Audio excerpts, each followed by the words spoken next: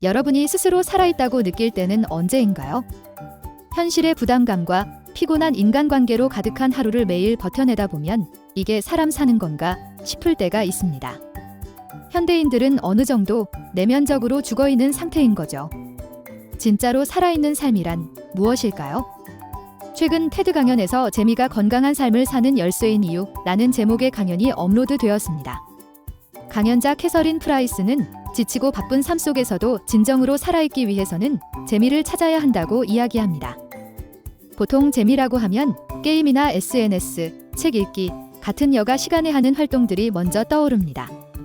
그러나 캐서린은 이런 것들은 진짜 재미가 아니라고 하며 재미는 활동이 아닌 감정이다 라고 이야기합니다. 재미있는 활동이란 것은 사실 정해져 있지 않은 거죠.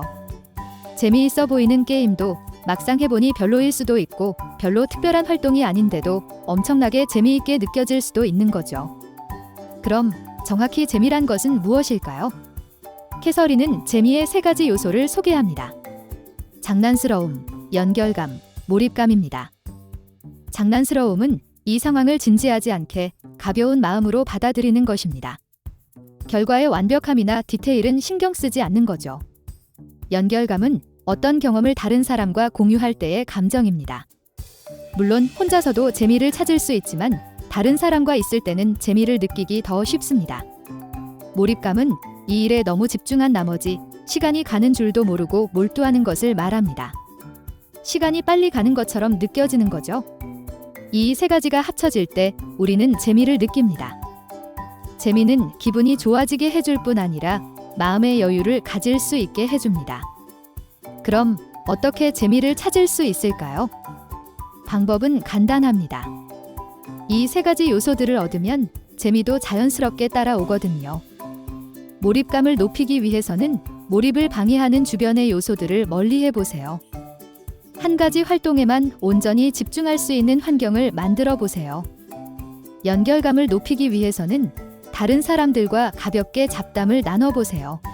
오늘 먹었던 맛있는 음식이나 재미있던 것들에 대해 이야기해 보세요. 작은 일탈을 해보세요. 중요한 것은 여가가 아니라 일탈이라는 점입니다. 시간을 정해놓고 하는 활동이 아니라 원래 해야 했을 일을 미뤄두는 것이 포인트입니다. 일과에서 벗어나 몰래 영화를 보거나 게임을 하는 것도 좋습니다. 마지막으로 가장 중요한 부분은 재미를 우선순위에 두는 것입니다. 재미는 신경 쓰지 않으면 다른 일들 뒤로 밀려나기 쉽습니다. 같이 있으면 재미있는 사람이 있다면 그 사람과 만나기 위해 시간을 내보세요. 재미있게 몰입해서 할 수 있는 활동이 있다면 그 활동을 하기 위해 다른 일정을 미뤄보세요. 캐서린은 이렇게 말합니다. 당신의 삶에서 재미를 아주 중요한 것처럼 여기세요.